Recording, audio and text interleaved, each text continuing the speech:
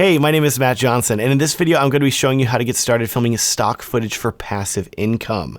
So if you want to make money selling videos online, but you're not sure what to film for stock video or how to film it, resolutions you should film in, frame rates, model releases, etc., this video is going to cover everything about filming stock video. Also, please subscribe if you want to see my next video in this series, which is going to be all about how to easily and quickly edit stock footage and have it ready to upload. That video is coming soon. And lastly, to save you time, I've put together a free stock footage jumpstart guide that's going to show you literally everything you need to know to get your first stock footage clips uploaded online and have you making money in your first 30 days. So if you want to take a huge shortcut to making passive income, you got to check out this jumpstart guide, which I will link to down below. Starting off then, the first thing that you're going to want to do when filming stock footage is film in as high of resolution as possible. Most stock footage sites will still accept footage that is 1080p HD, but they all ideally want higher resolution footage if you have it, such as 4K, 6K, 8K, etc. And some of these stock footage sites are actually going to charge people more for higher resolution video, which means that you could potentially make more money if you sell higher resolution clips. So film in high resolution. Next, closely related to resolution, you have frame rate. And while the frame rate that you film in doesn't matter as much from a sales perspective, personally, I always try to film at 60 FPS or higher, and I recommend that you do too. Filming in slow motion is going to give people purchasing your clips more versatility when they're editing because they can speed up the footage if they need to. And for you, by filming and uploading your footage in slow motion, it's going to make your clips smoother and remove any shakiness that you may have when filming, which means that your footage is far more likely to be accepted by stock footage licensing sites. All right. At this point, you're filming in 4K or higher if you can, and you're also filming in slow motion. But should you film in a flat log picture profile like S-Log3 or C-Log or V-Log? In most situations, the answer is yes, but you don't have to if you don't want to. Let me make this decision easy for you. Every single stock footage site out there is going to want you to upload your video clips color graded, meaning that everything is saturated, contrasty, and colorful. So if you want to save time or you don't feel confident filming in log, just film in a standard picture profile that is already saturated and contrasty, and you're good to go. But that said, if you want to make more money and you want to maximize your stock footage revenue, it really is in your best interest to film in log, because not only will the dynamic range of your footage be better, which can result in your footage looking prettier and more people wanting to buy it, more importantly, there are certain stock footage websites that also want you to upload your footage in log as well. For example, stock footage sites like ArtGrid prefer if you upload two versions of your stock footage: video clips that are log and untouched from your camera, as well as those same clips that have been color graded as well. This gives their users more versatility and choice when they're downloading clips, and it gives you twice the opportunities to make income, because if someone doesn't like the color grade that you applied to your video clip, they can just download the unedited log video clip and color grade things themselves. Lastly, in regards to filming in log or not, I also want you to be aware that certain sites will also accept raw footage as well, meaning that if you film with an external recorder like an Atomos, or if you film with a Red camera, certain stock footage sites will want you to upload that raw footage in addition to color graded footage.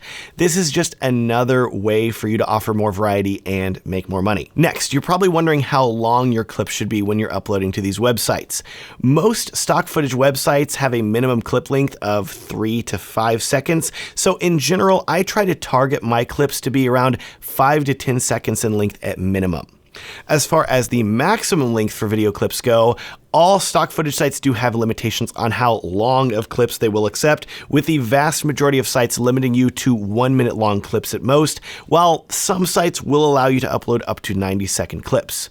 Because of this limitation, I would always target a maximum length of 60 seconds for your video clips.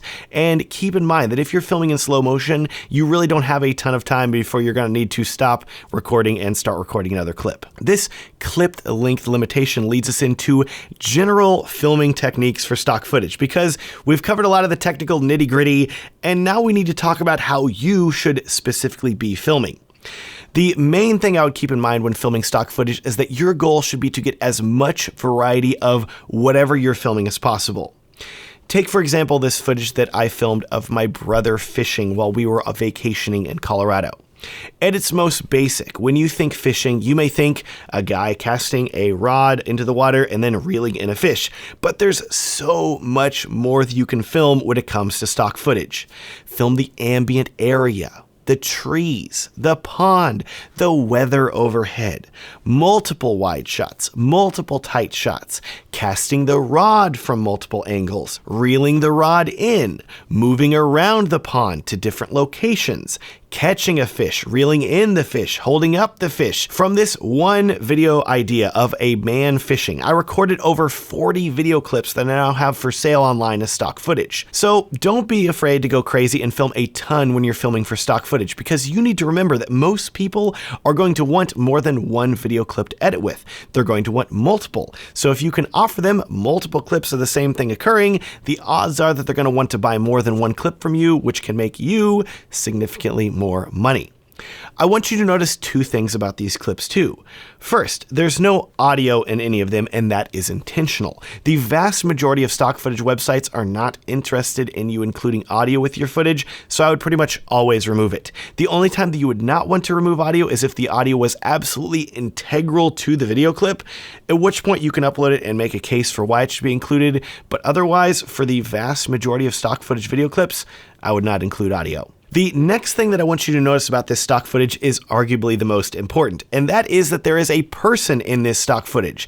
Yes, anytime you include people in your stock footage, you need to be very mindful of the exact people that you are including, because if you include a person in your footage and they are recognizable, then you need to make sure that they sign a model release form. Now, every single stock footage site out there is going to have different model release forms that they want you to fill out. And if you're planning on uploading to just one stock footage site, like let's say ArtGrid, for example, you can just download that site specific release form, have whoever is in your video fill it out, and then upload that release form whenever you upload your stock footage. But where things can get complicated is that just because you have a person sign a release form from one website, that doesn't necessarily mean that that release form is also going to be usable on other websites. And this is really annoying. So my recommendation to you is that if you are going to use a release form, you instead should use a more generic release form that will be accepted by multiple websites. Personally, I've had good luck using the model release form from Getty Images, which I will link to down in the video description. Next, closely related to model release forms, you also have property release forms. Yes, most stock footage websites are also going to want you to include property releases for any recognizable property in your footage. As for what property is, that definition is pretty broad, but in general, if you're filming, say, an iconic structure like the Golden Gate Bridge or a custom-built sports car at a car show or a painting at a museum, if these things are super recognizable, then you're going to want to get a property release from the owner of the property, which is a form that's going to be very similar to a model release. It's just going to be for an object instead of a person. Now, I realize that this may discourage you a bit because you're thinking, dang it, all this paperwork and release forms sound annoying, and I get it.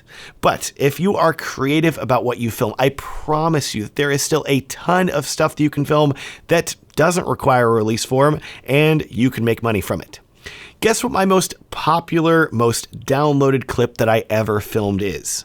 It's a drone shot that I filmed of some pine trees in a forest. There was no model release or property release required because there's nothing unique about these trees.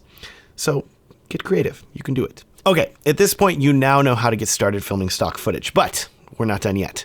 I'm now working on the next video in this series that's going to show you how to easily edit your stock footage in a way that will be accepted by all of these different stock footage websites, and I'm going to show you how to edit this footage very fast. So please subscribe if you want to see that video. I will also link down below to my other stock footage videos, including a video all about exactly how much money you can expect to make from selling stock footage, including hard numbers that I personally have made from selling stock video.